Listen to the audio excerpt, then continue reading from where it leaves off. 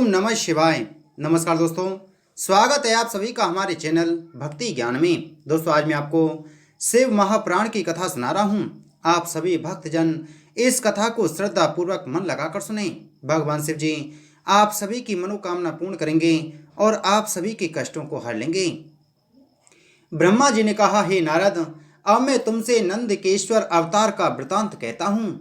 सिलाद नामक मुनि शिव जी के परम भक्त थे। शिव जी की कृपा से वे महाधनी तथा ऐश्वर्यवान हुए, परंतु उनके कोई पुत्र नहीं था। इसलिए उन्होंने इंद्र की अत्यंत कठिन उपासना की।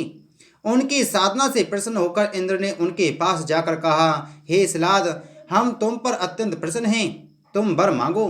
यह सुनकर सिलाद मुनि ने प्रणाम करने के उपरांत हाथ जोड़कर कहा, हे देवराज, आप मुझे एक ऐसा पुत्र दीजिए जो माता के गर्भ से उत्पन्न न हो तथा सदैव अमर बना रहे। उस समय इंद्र ने कहा, हे सिलाद, हम ऐसा पुत्र नहीं दे सकते। हम तो तुम्हें केवल ऐसा पुत्र दे सकते हैं जो माता के गर्भ से उत्पन्न हो और जिसकी समय पाकर मृत्यु हो जाए। हे नारद, इंद्र के इन वचनों को सुनकर अपने हठ पर दृढ़ रहते हुए मुनि ने उत्तर दिया कि मुझे तो ऐसे ही पुत्र की आवश्यकता है। यदि आप दे सकते हो तो दें, अन्यथा रहने दें। तब इंद्र उनसे यह कहकर अपने लोक को चले गए कि ऐसा पुत्र तुम्हें शिवजी द्वारा ही प्राप्त हो सकता है, क्योंकि उन्होंने काल को जीत लिया है। वे स्वयं मृत्यु के वश में नहीं हैं।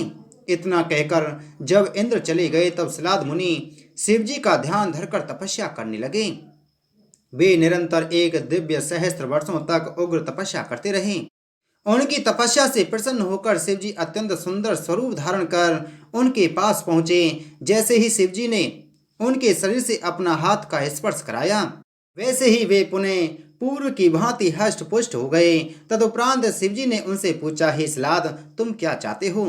तुम जो मांगोगे हम वही देंगे। यह सुनकर सिलाद ने बहुत स्तुति एवं प्रार्थना करते हुए कहा, हे प्रभु, मैं एक ऐसा पुत्र चाहता हूँ जो माता के गर्भ के बिना उत्पन्न हो और कभी भी मृत्यु को प्राप्त ना हो। हे नारद, सिलाद के ऐसे वचन सुनकर शिवजी ने कहा, हे सिलाद, संसार में उत्पन्न होने वाला कोई भी जीव ऐसा नहीं है जो मृत्यु के हाथ से बाकी बचा रहे। केवल हम ही मृत्युंजय तथा बिना माता के गर्भ से उत्पन्न हुए हैं। इसलिए हम स्वयं ही तुम्हारे पुत्र होंगे। उस समय हमारा नाम नंदी होगा। ब्रह्मा ने भी हमारे पृथ्वी पर अवतार लेने के लिए पहले तपस्या की थी। तब हमने उन्हें यह वर दिया था कि समय पाकर हम पृथ्वी पर जन्म लेंगे। अस्तु इस प्रकार हमारे अवतार लेने पर ब्रह्मा की इच्छा भी पूर्ण हो जाएगी और तुम्हारी अभिलाषा भी तृप्त होगी। अब तक हम संसार के पिता थे, परंतु अब तुम हमारे पिता होंगे। इतना कहकर शिवजी अंतर ध्यान हो गए। उस समय सिलाद मुनि अत्यंत प्रसन्न हो अपने घर लौट आए। कुछ समय पश्चात सिलाद ने सब सामग्री एकत्र कर एक यज्ञ किया।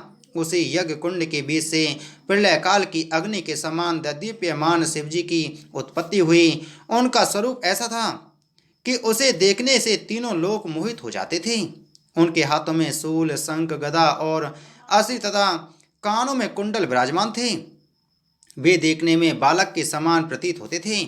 उस समय आकाश से पुष्प वर्षा होने लगी। किन्नर आदि नृत्य गान करने लगे। देवता स्तुति करने में संलग्न हुए। उस समय सबने यह पहचाना कि भगवान सदाशिव का अवतार हुआ है। ब्रह्मा जी ने कहा, हे नारद, उस बालक को देखकर सिलाद मुनि ने कहा, हे बालक, तुमने उत्पन्न होकर मुझे अत्यंत आनंद प्रदान किया है, अतः तुम्हारा नाम नंदी होगा।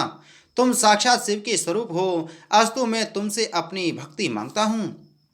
इतना कहकर सिलाद मुनि ने उनकी बहुत स्तुति की। तदुपरांत जब सब देवता विदा होकर अपने घर चले गए, तब सिलाद मुनि भी नंदी को साथ ले यज्ञ स्थल से उठकर अपने निवास स्थान को चल दिए। उसी बीच नंदी ने यह चरित्र किया कि उन्होंने अपनी पहली देह को छोड़कर मनुष्य का शरीर धारण कर लिया। हे नारद, सिलाद मुनि के घर आकर नंदी बालकों के समान क्रीड़ा करने लगे।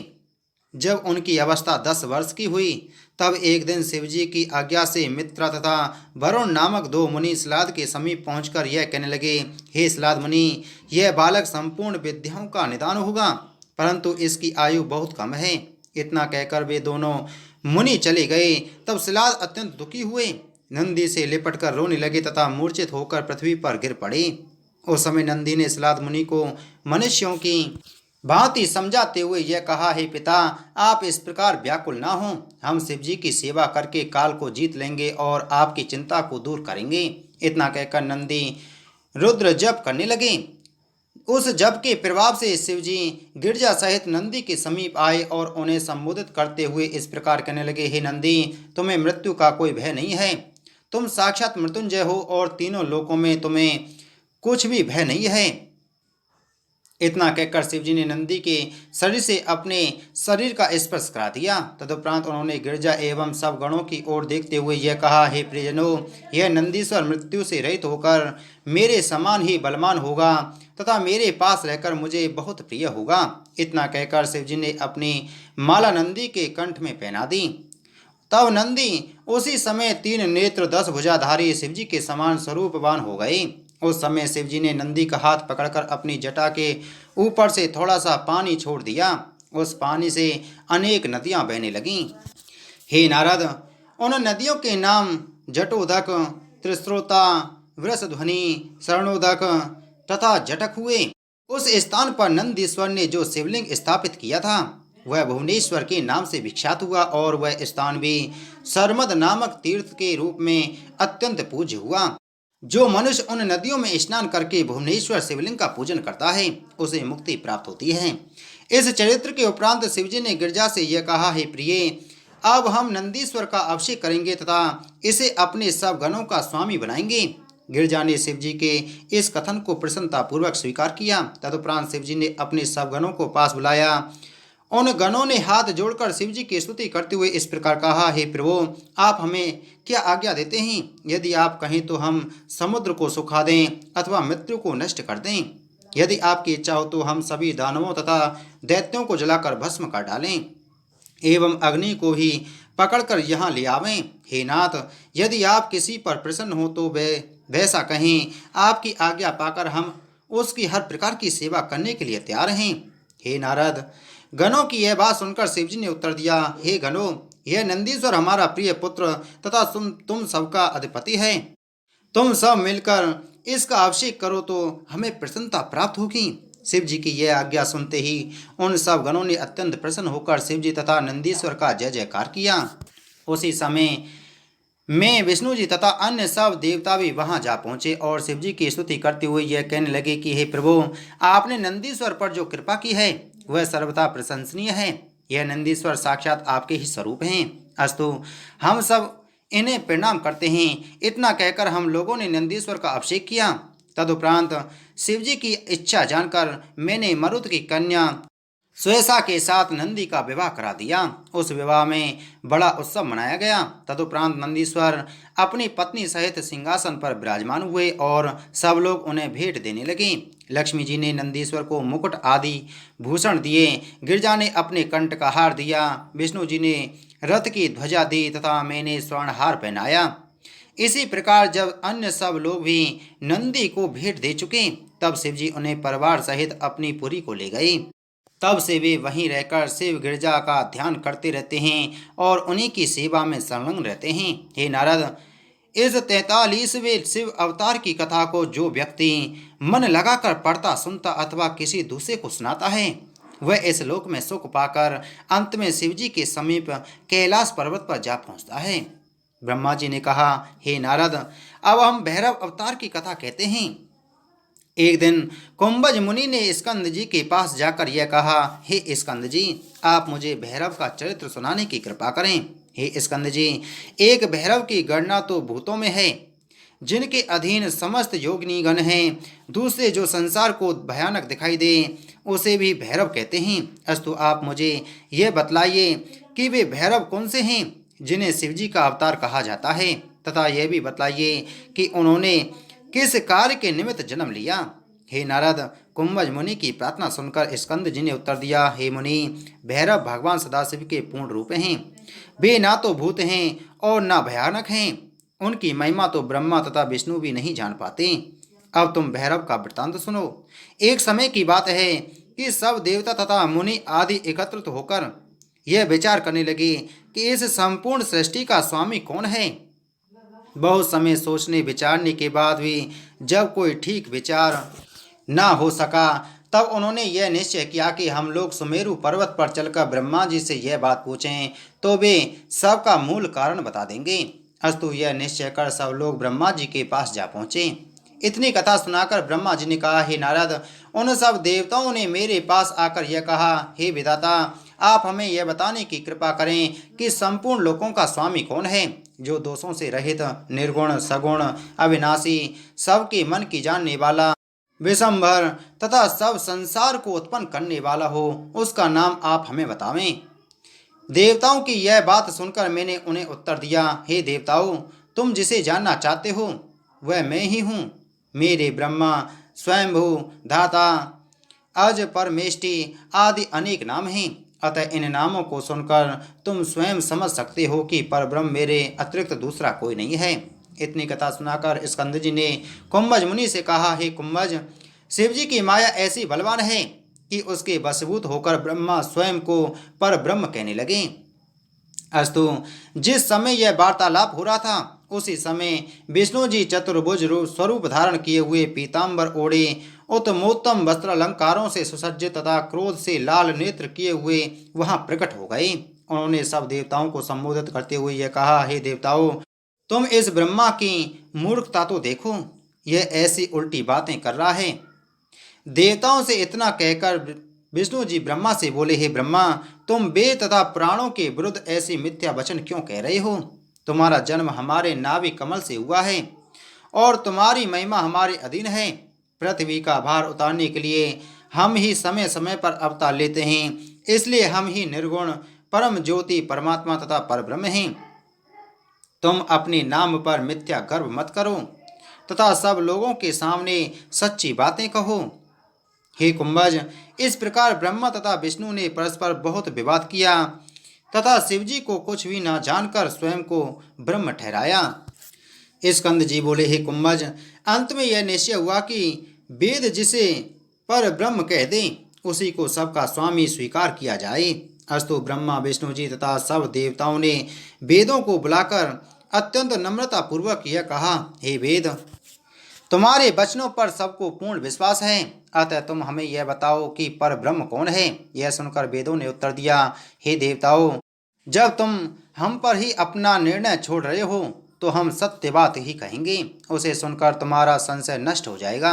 इस प्रकार सब देवताओं को संबोधित करने के उपरांत सबसे पहले ऋग्वेद ने कहा, हे देवताओं, जहाँ तक संपूर्ण जीवधारी स्थित है और करोड़ों ब्रह्मांड दृष्टिगत होते हैं तथा जिन्हें हम वेद परम तत्व कहते हैं, वहाँ तक संतों के मत से भी यह निश्चित है कि भगवान सदा से भी परब्रह्म हैं, क्योंकि वे महाप्रलय में भी नष्ट नहीं होते हैं।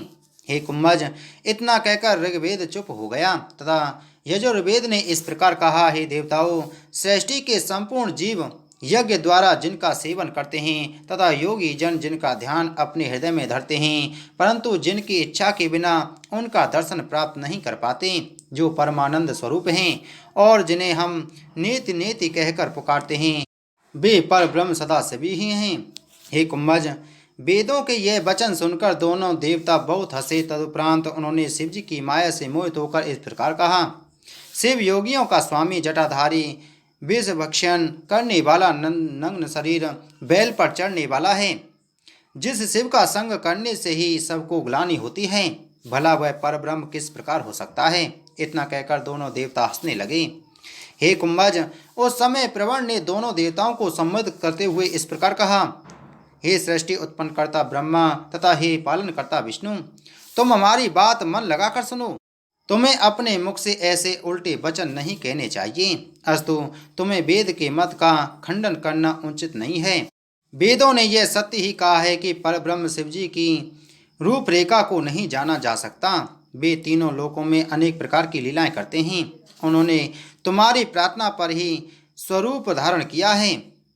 वे तीनों लोकों के हृदय की बात को जानने वाले हैं। वे ब्रह्मा की प्रार्थना पर उनकी बहुओं के बीच से उत्पन्न हुए हैं।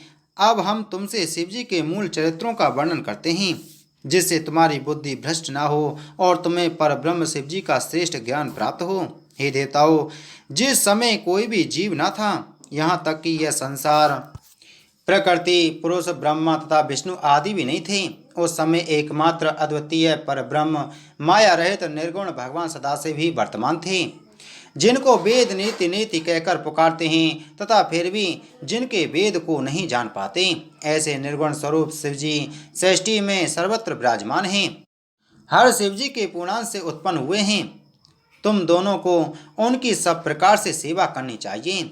शिवलोक में जिन शिवजी का निवास रहता है वे ही अनंत हर तथा रुद्र नाम से प्रतिष्ठित हैं। वे शक्ति सहित अवतार ग्रहण करते हैं तथा कैलाश पर्वत पर स्थित रहते हैं। वे मृत्यु को अपने अधीन रखते हैं तथा अनेक प्रकार की लीलाएं करके सदैव स्वाधीन रहते हैं। उनके चरित्र को आज तक कोई नहीं जान पाया है। उनकी जो इच्छा होती है संसार में वही कार्य होता है। वेद पुराण तथा शास्त्र भी उन्हें आज तक नहीं जान पाए। तुम सब उन्हीं की माया द्वारा भ्रमित होकर पशुओं के समान इधर उधर भटक रहे हो। हे देवताओं, वे लीला में शिवजी अपनी इच्छा के अनुसार अनेक स्वरूप धारण करते हैं। कभी वे योगी बन जाते हैं, कभी भोगी, वे कभी जटाएं रख लेते हैं और कभी परमहंस गति का प्रदर्शन करते हुए स्वयं में ही देखकर ध्यान मग्न हो जाते हैं। अनेक प्रकार के भोग भोगते हैं और कभी शक्ति सहित सिंहासन पर बैठकर प्रजा का पालन करते हैं। सब देवता तथा दैत्य उन्हें प्रसन्न करके अपने मनोरथ को प्राप्त करते हैं। इस प्रकार अनेक बातें प्रवण ने सुनाई, परंतु उन दोनों के मन में मोह के कारण कुछ बोध न हुआ। उस समय शिवजी ने यह विचार किया कि अब मुझे इनका मोह नष्ट कर देना चाहिए। बोलो शिव महापुराण की जय, बोलो शिव शंकर भगवान की जय। तो दोस्तों, उम्मीद है आपको वीडियो अच्छी लगी होगी, तो वीडियो को लाइक करें, वीडियो को ज़्यादा से ज़्यादा शेयर करें। अगर आप हमारे चैनल पर पहली बार आए हैं तो चैनल को सब्सक्राइब कर बगल में घंटी के बटन को जरूर दबाएं। ओम नमः शिवाय।